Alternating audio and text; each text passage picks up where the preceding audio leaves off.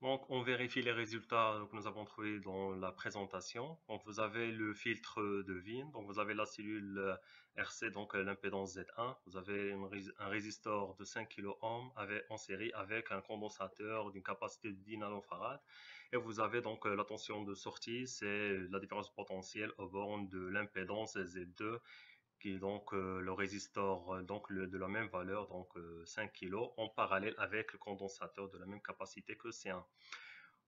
Donc vous avez l'entrée, un signal sinusoïdal d'une valeur efficace de 1 volt, donc un pic, donc la valeur max c'est 1, donc c'est la racine de 2, donc 1,4 volts, et d'une fréquence de 3,18 kg. Donc c'est la valeur F0 que nous avons calculée. Donc, je vais lancer la simulation. Tout d'abord, donc vous avez le diagramme de Bode.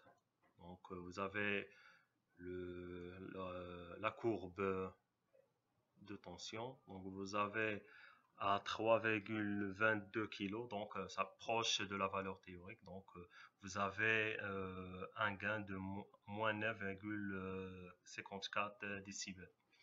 Donc, la tension à cette fréquence doit atténuer de moins 9,5 décibels. Et vous avez pour la phase, donc vous avez la phase C de 90 degrés, donc de pi sur 2 pour les basses fréquences, à moins pi sur 2 dans les hautes fréquences, donc des MHz. Et vous avez pour la fréquence centrale, donc vous avez presque 1,11, donc bien, je vais ajouter un peu, donc vous avez donc c'est 0 degré. Donc vous avez la tension d'entrée et de sortie sont en phase. Donc voici l'oscilloscope. Donc vous avez la tension d'entrée c'est en rouge et la tension de sortie en orange. Donc vous avez pic de la tension d'entrée, c'est 1,4 volts, donc c'est la valeur max, donc 1,1, donc de la valeur efficace multipliée par la racine de 2.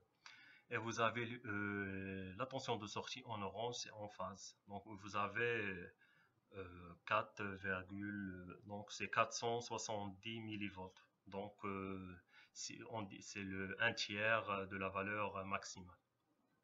Donc, puisque nous avons trouvé le module pour la valeur max, c'était pour x égale à 1, donc, et oméga égale à oméga 0, donc la fréquence du signal d'entrée égale à la fréquence, la pulsation propre du circuit. Donc, à cette fréquence, vous avez le gain max, donc c'est pour un module de 1 tiers. Donc, 1 tiers, donc c'est 1,4 volts de la tension d'entrée, donc multiplié par 1 tiers, vous aurez dans la tension de sortie presque 470 millivolts. Et vous avez donc, comme nous l'avons trouvé dans le diagramme de phase, vous avez donc la tension d'entrée et de sortie sont en phase, mais atténuées. Donc, si je modifie la fréquence du signal d'entrée, donc si je mets par exemple 2,5 kg, donc la fréquence de sortie doit être atténuée et déphasée. Donc 2,5 donc doit être déphasé. Donc je vais augmenter, encore diminuer afin de vous démontrer donc le déphasage entre la tension d'entrée et de sortie. Donc si je mets 2 kg, donc 2 kg c'est 20 degrés. Donc 20 degrés pour de déphasage. Et vous avez 2 kg donc et atténué presque de 10 décibels. Donc je lance la simulation. Donc ainsi vous avez la tension de sortie. Donc c'est en avance. Donc, puisque vous avez donc la phase à 2 kg est positive. Donc de 18 degrés.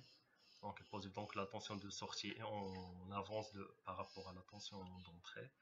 Et vous avez donc atténué par rapport à la tension d'entrée. Donc vous avez la valeur max, c'est 440 millivolts. Merci pour votre attention et à la prochaine.